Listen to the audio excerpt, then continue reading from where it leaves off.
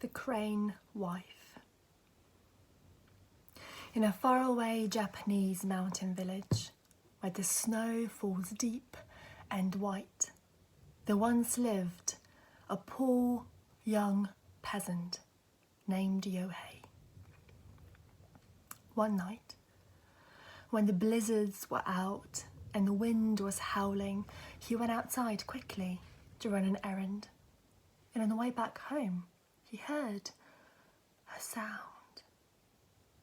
Passa, passa, passa, passa. He looked around, and there, in the distance in the snow, he saw a crane, injured, dragging its wing upon the snowy path. It was clear that the crane was in pain. And so Yohei stopped and tended to the wound of the crane's wing, and then went back home to the warmth. A bit later that evening, he heard a knock on the door. Who could that be?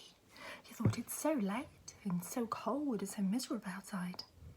And he went and he opened the door, and in front of him was a beautiful young woman. "Good evening," she said. "May I come in and be your wife?" Well, Yohei couldn't believe his luck. "Of course," he said, and he invited her in. She spoke with the most beautiful melodic voice. It was like she was royalty, he thought. He had never heard anybody's voice be so beautiful. He had never heard anybody speak and sing so eloquently. He'd never seen anybody so beautiful or spoken to anybody so wise. He could not believe his luck.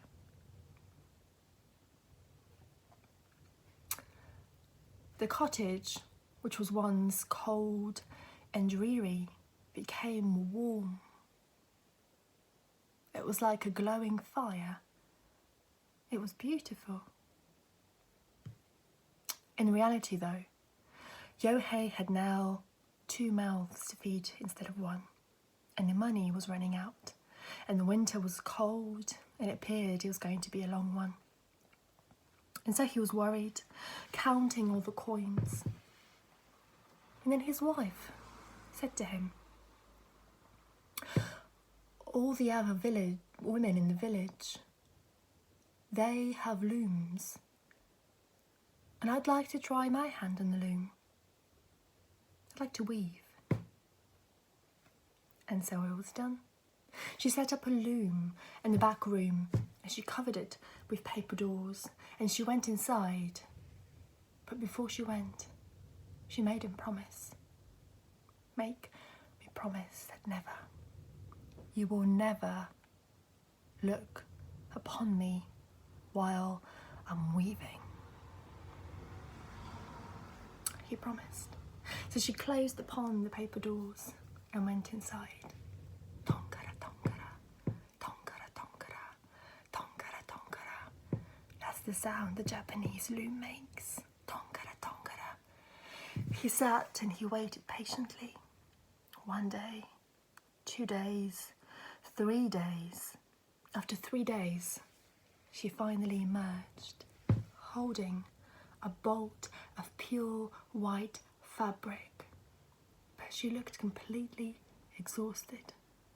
Now Yohei was a simple peasant, and he knew nothing about fabric or cloth, but even he could tell how exquisite the silken material was. He hopped, put on his coat, and went to the market to sell it, and there he sold it for a great price. And they lived so well for some time. And then the money ran out, as money does. And once again, his stomach grumbled, and he worried about being poor. And his wife said, I will weave 1 more time, But this time, it must be the last. And remember, you cannot look upon me while I'm weaving. And she went in the back room and closed the paper doors. And tonkara, tonkara, tonkara, tonkara. 1 night, 2 nights, 3 nights, 4 days and 4 nights. She continued working on her loom continuously. And when she was done, she came out and held a bolt of cloth in her hands and presented them to Yohei. She looked even more exhausted.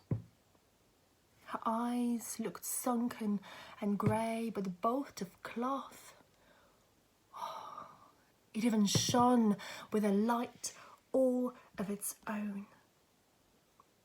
Yohei took it to the market and brought a great big prize.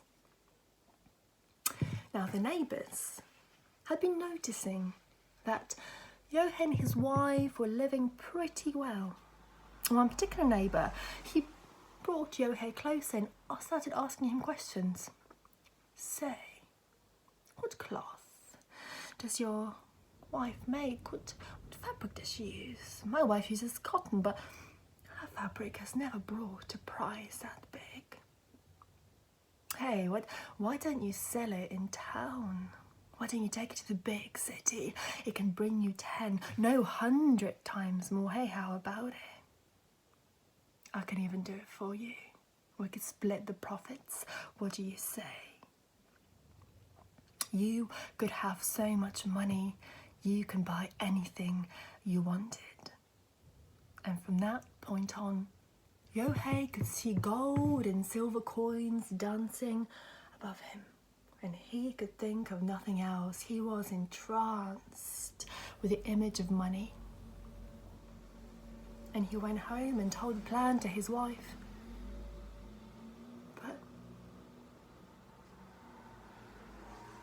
But who needs so much money?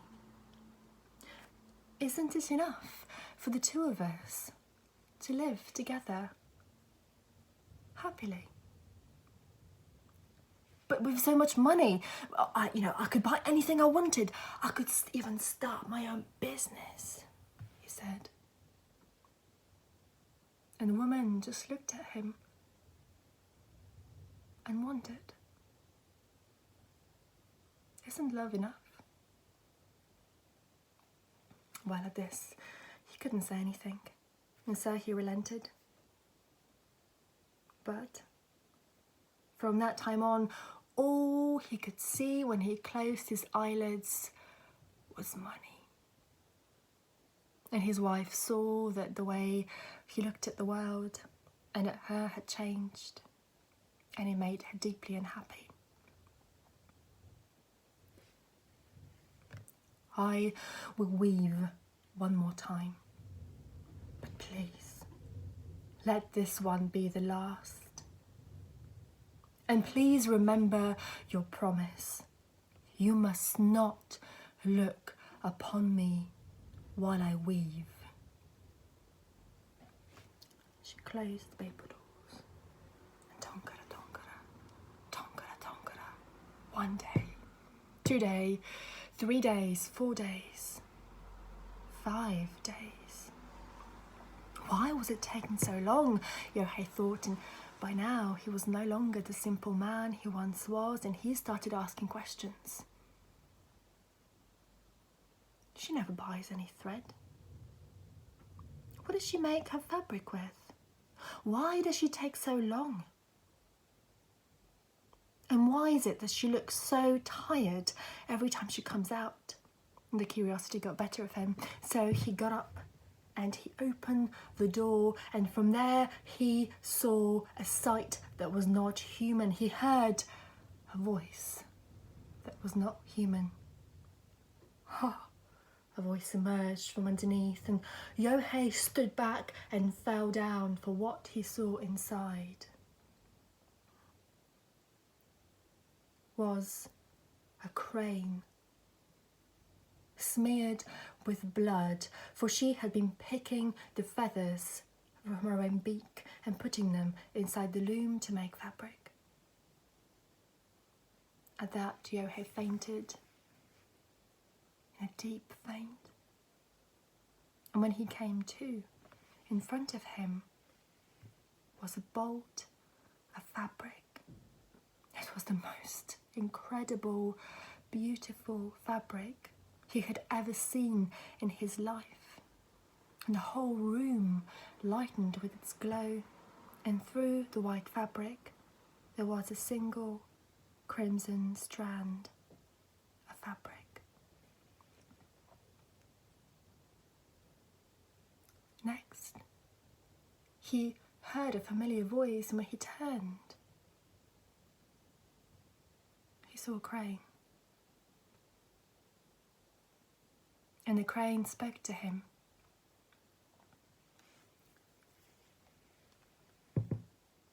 I had hoped that you would keep your promise, not to look upon me while I'm weaving. And because you looked upon me, my suffering, I can no longer tarry in the human world. I am the crane that you saved in that snowy path that night. But you did not keep my word, and therefore I must now go. Goodbye. Wait, cried Yohei, and as he ran outside, the spring was nearly here, and the snow on the mountains was melting, and the sun was rising in its pink glow, and there, in the distance by the mountains, he could barely discern the shape of a single crane flying further and further away.